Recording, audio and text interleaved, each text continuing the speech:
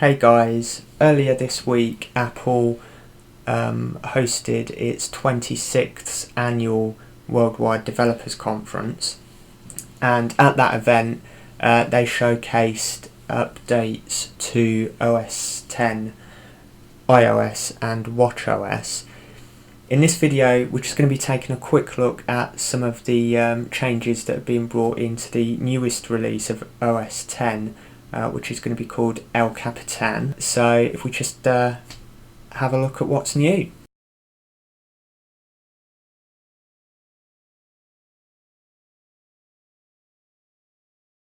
Okay, so with El Capitan, Apple appear to have focused on two main areas, and those are user experience and performance. The main improvements that have been made to the user experience are around Windows management, built-in apps and also Spotlight functionality. There are also a number of performance improvements, so I'm just going to put details of those improvements on screen. Maybe at a later date I will try and get some benchmarking done so we can see how those improvements relate to the real world usage.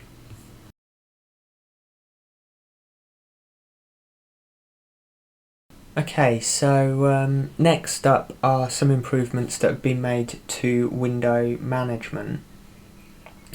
First of all, there's been a slight update to mission control. So now if you launch the mission control app, or if you press the button on your keyboard, all of your open windows are displayed with space between them. In previous versions of OS X, often they were sort of slightly overlapped. Something else that has been introduced is something called split view. Now this will be familiar to anyone that's used or uses Windows. I think it's been around on Windows since Windows 7 or 8, and I believe it's called snapping in Windows. But basically it enables you to view two applications side by side on the screen. Now to do this, if you just click and hold on the green full screen button, as you can see, half of the screen goes a sort of a translucent blue colour. So if you just drag that across and drop it, there you go. All of a sudden in this case the Maps application takes up the entire left hand side of the screen. You can also do that for the right hand side of the screen by selecting either of these other two windows. So say if we go with Safari, there we go. So now we've got both applications filling the screen on the left and right sides. You can also click on the vertical black bar between those two windows and resize them simply by just dragging it to the left or the right. El Capitan also introduces something called spaces, where you can spread open applications across multiple desktops simply by clicking and dragging them to the top of the screen. As you can see, there's two desktops there, so I can drag this application onto the second one. You can also open a third desktop if you want to, and so I could drag the Mail app onto that one. So as you can see, I've now got three desktops set up, and I can simply access those by 3-finger swiping to the left or to the right.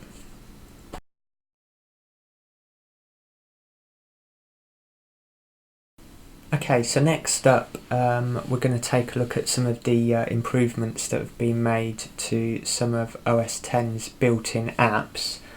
So first of all, if we take a look at Mail, as you can see, I've got two emails here, and what you can now do is, if you highlight a particular email by using a two-fingered swipe on your trackpad or magic pad, if you swipe to the left, you get the option to trash that email, and if you two-fingered swipe to the right, you have the option to either mark it as unread if you've already read the email, or if it hasn't been read yet, you can mark as read. Familiar to anyone who uses iOS. So again, this is another example of Apple's attempt to kind of allow closer integration with OS 10 and iOS devices. Another useful feature is full screen mode. Now in Yosemite, if you was using Mail full screen, it wasn't possible to begin a message, to begin writing a message and then minimize it to do something else within the Mail app. So El Capitan addresses that. So say for example, I want to start writing an email. So here's a photo of my cat. Okay. What we can now do is minimize that window, and as you can see, it's visible along the very bottom of the screen there where it says new message.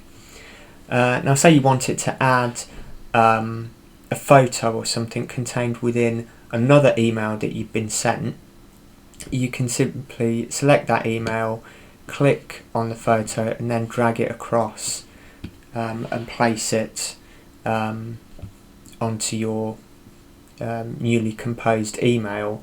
So that's something that you couldn't really do in Yosemite when using Mail in full screen mode. Okay, another useful feature that is being introduced with Mail is the ability to add things like telephone numbers or dates of events from an email that you receive and add it directly to your calendar and set a reminder.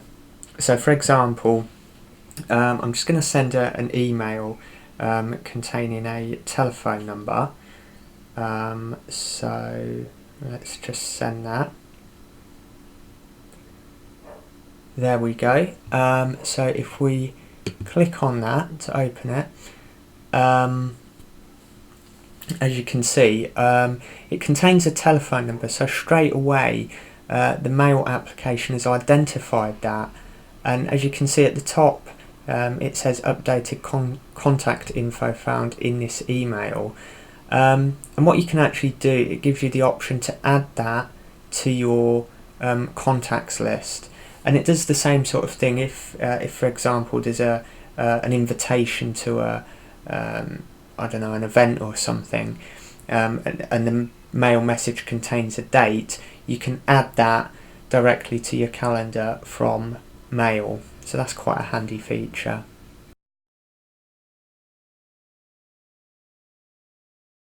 Another built-in app that's getting a bit of an update with El Capitan is Safari.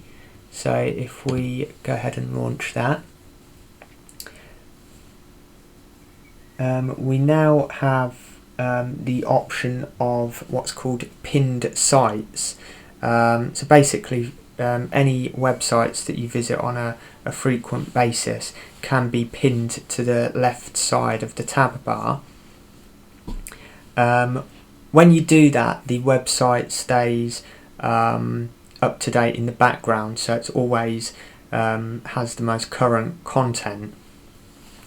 Now the way that you can do this is if we just open a number of tabs on here.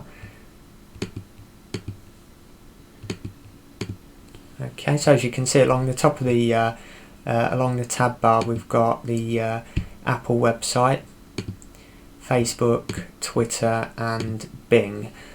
Now say for example I wanted to pin Facebook to the left of the tabs bar, so that I've always got that up-to-date content, all I need to do is click on that tab and then just drag it across to the left of the window there, and as you can see it's now pinned to the left of the tab bar.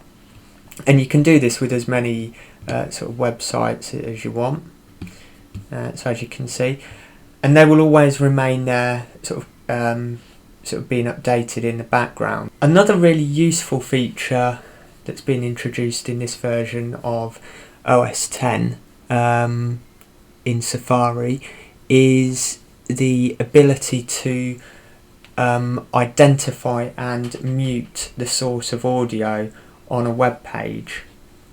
Now I'm sure a lot of you, when you visited a website, you've seen those.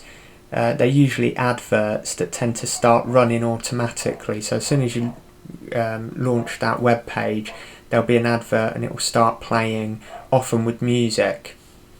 Now that can be quite frustrating, particularly if you've got a number of tabs open and you're actually viewing a different tab to the where the website that's containing the audio is.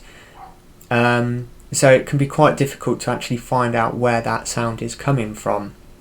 So to demonstrate this, I'm just going to open another tab with a website that contains some audio. So if we go to YouTube, and if we just select, I don't know, we'll just select any clip there. Now you're probably not going to hear this the sound from this clip playing on the actual video that I'm making, but it is producing some sound. So say we then went to a different tab, so say we go back onto the Apple website. Now even though I've launched or opened a different tab, I can still hear that YouTube video playing in the background. Now that's fine because I know where it's coming from, but in the case of an advert or something like that, I may not necessarily know which one of these open tabs is producing that sound. Whereas now Safari has introduced a little speaker icon, as you can see on the tab there, and if you click on that you can instantly mute the sound from that website. Click on it again and you get the sound back.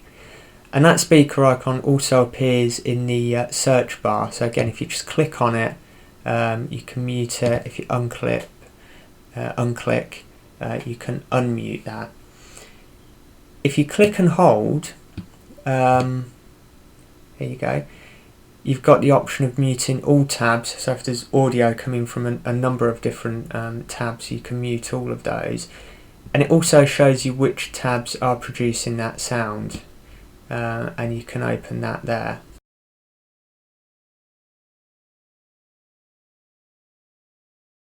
Okay, and finally there's been a number of minor changes to the user interface itself. These are quite subtle changes, but some of the fonts have been redesigned slightly. The spinning beach ball has been redesigned. And also you now have the ability to auto hide the menu bar. Okay, so if you go into System Preferences, General, and you know, for some time in OS 10 you've been able to auto hide the dock, but now you can also do that with the menu bar. So if you just check that box, as you can see the menu bar disappears from the top of the screen, and you can get it back simply by pushing your cursor against the top of the screen there. There we have it. That was my overview of OS 10 El Capitan beta. I will also be uploading some videos over the coming weeks relating to iOS 9, which is again the latest version of iOS, so be sure to look out for that. Thanks for watching. Hope you liked this video. If you did, give it a thumbs up. Please subscribe, and if you've got any comments, leave them below. Okay, thanks for watching.